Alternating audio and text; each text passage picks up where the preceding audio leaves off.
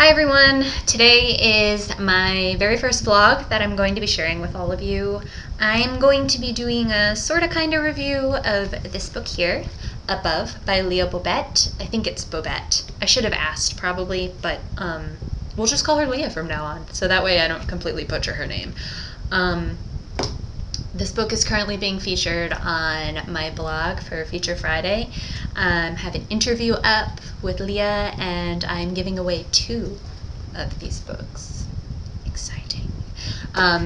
You will be excited about this, hopefully, by the end of this book review thingy, because this book is absolutely wonderful. I cannot stress how much I absolutely love this book.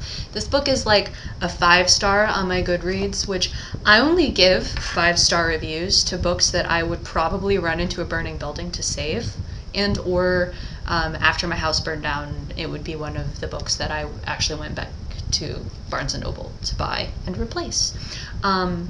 So that's how wonderful it is. And I will tell you why it's so wonderful right this moment.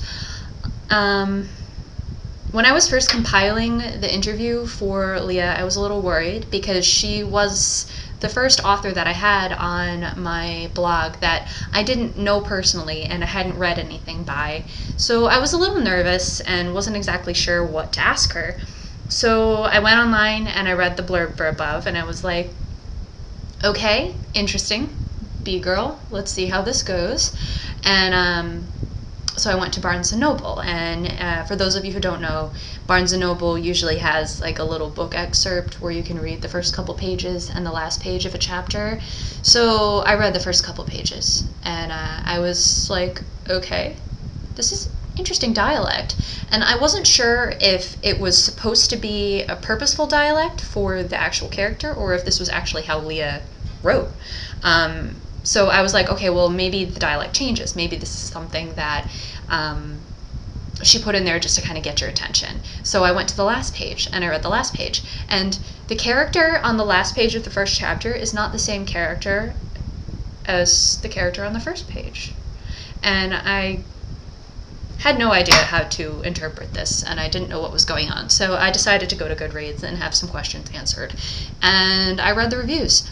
And people either love this book or hate this book. And I think I have a theory why people hate the book, but I'm not going to say it out loud on international internets. The important thing is that I read a review that absolutely intrigued me and made me want to read the book. And I'm hoping that this post does the same thing for you.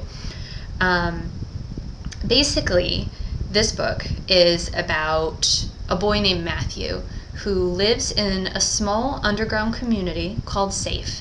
It's basically a sanctuary that was created for people who cannot, for some reason, live above ground with normal people. It would make doctors put them in institutions and poke them and test them.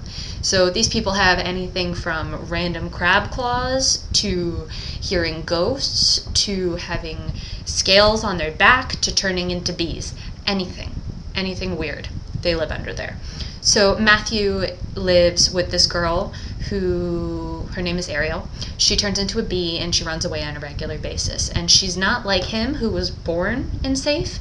She was found by him, and he brought her to Safe.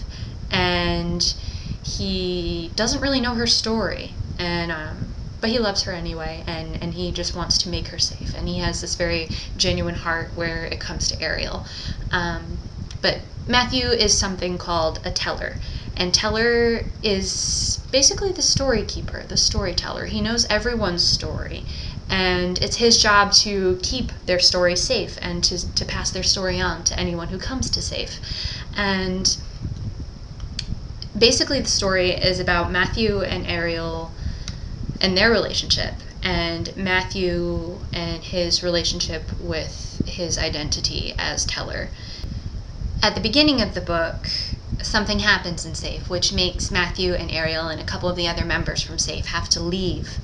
And they have to go above, and they have to try and pass as normal human beings. And basically the story is about Matthew trying to find the other survivors and get Safe back. And during his journey above, he learns a little bit about himself and about Ariel and about the other people whose stories he thought he knew. And the overall idea behind the story is basically a realization of how important it is to tell a story true, and understanding the power that you have by possessing a story and by perpetuating a story. And I think that's incredibly important, especially for certain YA readers to understand. So that's a little bit about the story. What you have to understand when you're reading it is that Matthew was born underground and grew up in a completely different society than we do. So he sees everything and understands them and compares things to each other differently than we would, which is one of the reasons why he talks differently. It's also a really good tell for his storyteller nature.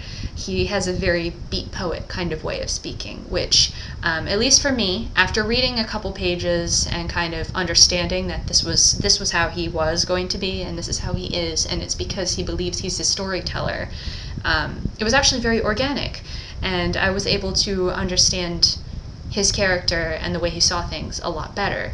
And by the end of the book, I wasn't troubled at all by the way that it was written, and I'm pretty sure most people will probably have that same kind of mentality. It was kind of like the first time I read a first-person novel that was written in the present tense. It felt very strange to me, but by the end of it, I couldn't write my own work without putting things in the first-person present. So yeah, there you go. It changed the way I write, and it actually did kind of change the way I write as well. After I read this book, I kept wanting to make certain characters have a certain kind of poetic beat way of speaking, which is not the way these particular characters speak, so I had to kind of break myself of that. But that's just how powerful this novel is and how beautiful it is. So one last thing to keep in mind is while you're reading this book, at the end of every chapter, Matthew will tell you a story of each one of the characters, and hopefully by the end of the book, after you've heard the whole tale, you will understand why Matthew tells the stories and how to interpret the way he tells the stories. So that's Above by Leah Bobet, and I hope you are a little intrigued, at least intrigued to maybe enter the contest below. If you get this little blog thing after the giveaway is completed, I hope that you still go out and buy the book, because it actually is a really good book, and I hope you enjoy it as much as I did, and I hope you tell all your friends, because the best thing you can do for an author is spread the word about how great a book is. So good luck to all of you, and I hope you enjoy. Bye!